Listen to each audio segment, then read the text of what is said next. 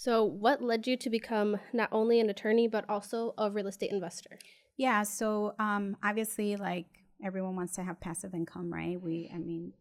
As I said, I'm an immigrant.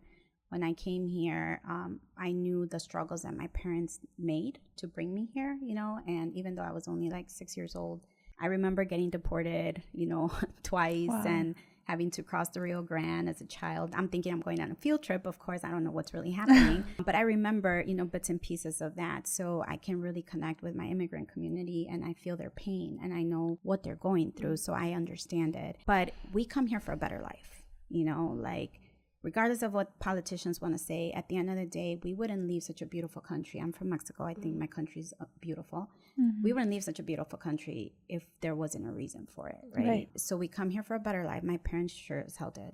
They came here with the shirt on their back, and that's it, and I knew that I had to do something. I had to build something more than the statistical, go work at a factory job, and, get married and have kids, which is all great. I'm not saying that there's anything wrong with that, but I wanted more. I was an only child. I loved school. I'm just one of those people that really loves education and really likes, learning. My mom got a job solely to pay for my education because that's how much she believed in it. She wasn't able to get an education in Mexico. She grew up, both of my parents very poor in a little village. No water, they had to get water from the river, no electricity type of situation.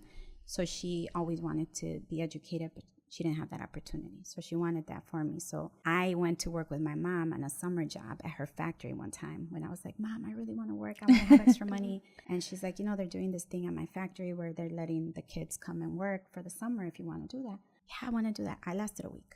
Oh my goodness. Has been the hardest job I have ever done in my life. She worked at a factory where they built cardboard for companies and whatnot.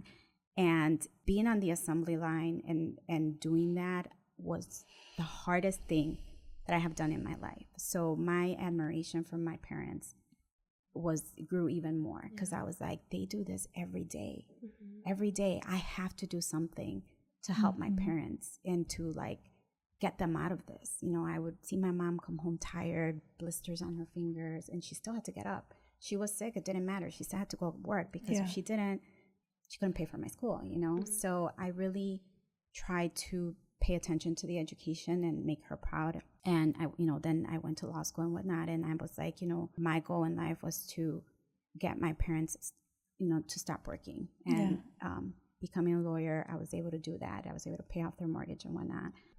But prior to that, I got sick with cancer when I was 32 years old. I got after I had my last child. And it was ovarian cancer, which for women is known as the silent killer. Yeah. And I had my law practice already. I was doing great in my law practice, but there wasn't any 401k. There wasn't any retirement, Back up. So I prayed and I was like, God, just give me another opportunity. I need to make it out from this, not for myself, but for my family. So then I started researching, how can I build wealth?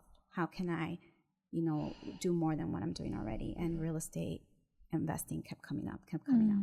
60 some properties later in my portfolio and, flips and whatnot, I can finally say I have a 401k. I have a legacy. I have something that if tomorrow God's like, okay, I let you live long enough, I'm ready to take you, I can say, okay, I'm ready because my family's going to be okay, And to me, that was really important. Having that legacy, having that 401k, because I own my own law practice. I don't have a 401k. It's, it moves as long as I move, right? Mm-hmm. As long as the other people move. So that's what got me into real estate investing. And that's why I became so passionate about it, because I lived it. I know what it's like. I don't just, advise my clients on the legalities of real estate investing, but I'm also an investor. So I know what they're looking for, and I know how to advise them and how to move things around to make these deals happen, right? Right. And I love it. I think it's the best thing in the world. There's so many opportunities, so many possibilities.